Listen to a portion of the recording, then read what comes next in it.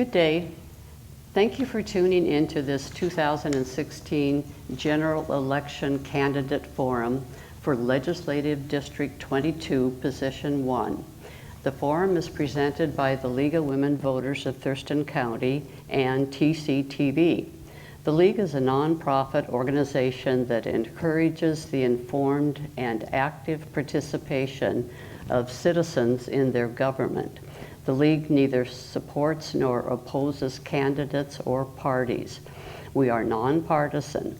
The League registers new voters, studies issues, and advocates for its positions with the legislature. And despite its name, the League is open to both men and women of voting age. I'm Peggy Murphy from the League and will be moderating this forum. The candidates for District 22, Position 1 are Lori Dolan and Donald Austin. And Donald Austin could not be here today. For this candidate forum, the candidates will have 2 minutes for an opening statements. Okay, we'll begin with opening statements from you, Lori. So you'll have 2 minutes for an opening statement. Thank you, Peggy. Okay, thank you. My name's Lori Dolan, and as Peggy announced, I'm running for the representative position in Position 1 in the 22nd Legislative District. I come to this campaign with 34 years of employment, and I want to describe that to you. I started my first 30 years in the Spokane Public Schools. I was a first grade teacher at the ripe age of 21 years old, and I'd grown up in a home where we had heat in our house, food in our table, we could go to the doctor when we needed to, we had clothes on our back. So at 21 in 1973, when I opened my door to the 60 little first graders that were coming in my door, I was shocked to see little kids who had none of those things. These were the kids that were in the deepest poverty in Spokane and some of the deepest poverty in not only the state, but in the nation. They were 97% free lunch kids, not reduced lunch kids, but free lunch kids. When they walked through my door, I had one little boy who had no words. It was before Head Start. We had no kindergarten in the Spokane Public Schools, and he had no language. And it was my job to get him up to reading by the end of the year. And what I found out is he was born deaf, and his mom did not know that. So those were the kind of the problems confronting me when I was 21, so I learned about income inequality right then and there, and I've spent my life dealing with income equality, helping people that don't have a fair advantage with society, trying to get goods and services that they need so their kids can get a fair start. Thank you. Okay, your first question then. The State Environmental Policy Act, commonly known as SEPA, is a large and complicated law involving several state and local agencies. Are there any changes you would make to this policy? I think environmental protection is a critical agenda item. I think that here in the Puget Sound area, we live in an absolutely gorgeous environment, but it's at risk. And I think FEPA is designed to try to make sure all the agencies at different levels are working on the things that we need to work on. When I was Governor Gregoire's policy director for 4 years, from 2005 to 2009, we actually started the Puget Sound Partnership, and we also started the Western States Climate Change Initiative. So those were 2 large efforts to put torque at that point in time on the George W. Bush White House in order to get us paying attention to climate change. In terms of FEPA, I actually don't have exact precise things I would do with that law, but I would study that if elected, and I would see what we need to do in terms of the state legislature to make it better. Okay, thank you. Okay, question number 2. It's absolutely clear that the state lacks the revenue to comply with the Supreme Court ruling on basic education without shorting other vital services. What would you do to solve our revenue problem? So the revenue issue for the state of Washington is the main reason that I decided to run for this office a year ago.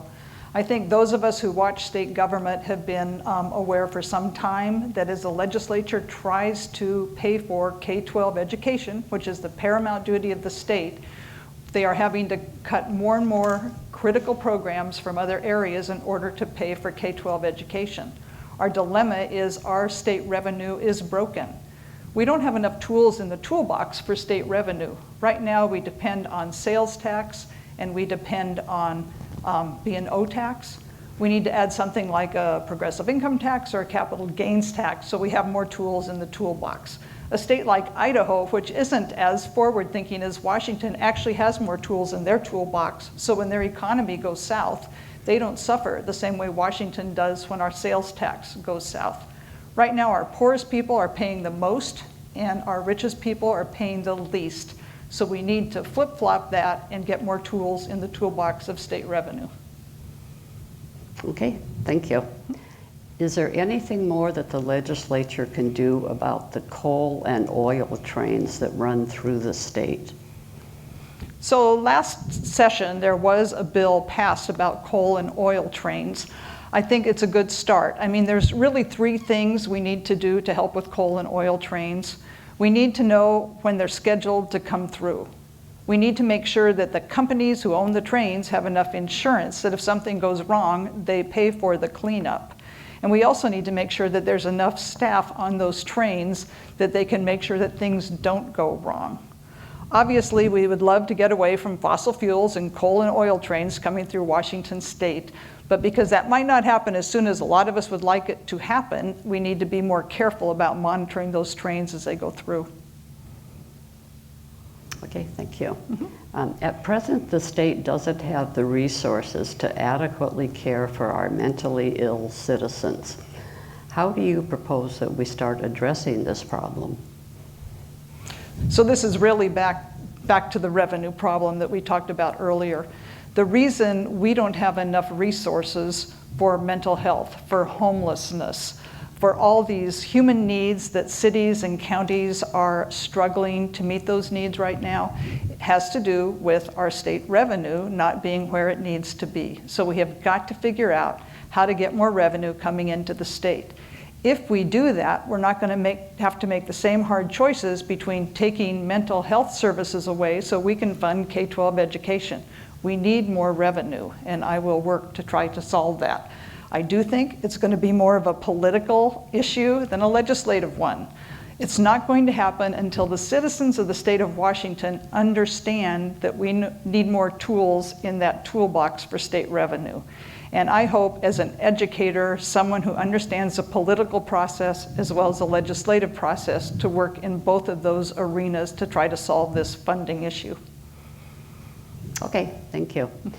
Do you think that we've done enough to stem the gun violence in our state? If your answer is yes, why? And if no, what more would you do? So I just recently, last weekend in fact, went to a workshop put on by the Alliance for Gun Responsibility. And no, I do not think that we have done enough to stem gun violence in our state. It really has very little to do with not believing in the Second Amendment. It has everything to do with making some smart laws that will keep guns out of the hands of people who should not have them. People with mental illness, people with depression. There's a list of people who probably having a loaded gun in their house is not the smartest thing that we as a society could be offering up. So I think we need to be smart on some of the legislative efforts to keep guns out of the hands of people who might hurt themselves or others with those guns. That has nothing to do with the hunters in eastern Washington and taking their guns away. And I think what's happened is politically, this whole discussion's kind of gotten escalated to taking guns away from everybody. But we could do some smart legislation that would take guns away from the people who shouldn't have them. Okay, thank you.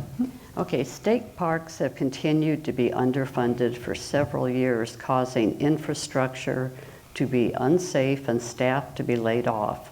Would you vote for more funding for state park to solve these problems? If so, where would the money come from? And if not, why not? So I was camping yesterday at Dash Point Park, and my family uses state parks a lot. A lot of families use the state parks. It's part of the recreation that we expect living in the Pacific Northwest. I absolutely am for better funding of state parks. I'm going to go back to the revenue. I'm sounding like a broken record. We have got to have more revenue coming into the state budget. And if we had that, then we could provide better for our state parks. We can obviously charge people to use the parks, which we do, but that's a slippery slope because we don't want just the families that can afford it to use our state parks. We want them to be available to all families. We don't want use of state parks to become an income inequality issue. So yes, I think we need better funding for the state parks. Yes, I think we need more revenue coming into the state budget so we can help provide those parks.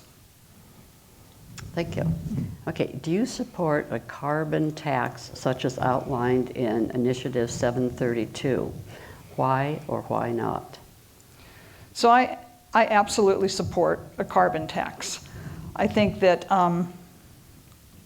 those of us who are aware of climate change, and as I think I mentioned earlier, I got to help write the Western States Climate Change Initiative and start the Puget Sound Partnership. Climate change was a big area that we worked on when I was Governor Gregoire's policy director from 2005 to 2009. A carbon tax is a huge tool in that toolbox. 732, unfortunately, is not revenue neutral. If it was revenue neutral, I would absolutely support it. The dilemma with it not being revenue neutral is right now, we need $3 billion just to pay the K-12 funding bill for the next 2 years. And so taking revenue out of the state budget right when we've got to do the paramount duty of the state, which is K-12 education, is a dilemma. The other dilemma with the way 732 is written is it doesn't allow for a just transition.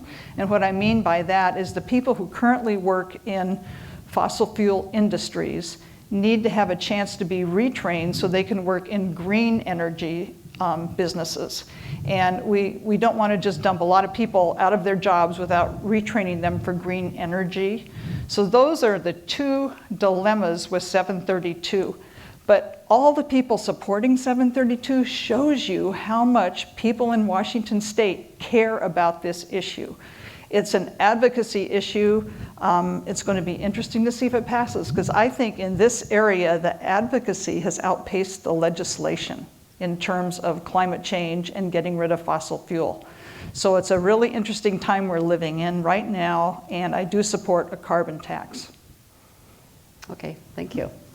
Okay, do you support Initiative 1464, commonly referred to as the Accountability Act? If so, why? And if not, why not? I do support it. Okay. Okay. I think accountability is important. Okay. Okay, that concludes our questions. So we will be giving you a minute to make a closing statement. When I arrived in Olympia, it was 12 years ago, and Chris Gregoire had hired me to be her director of policy.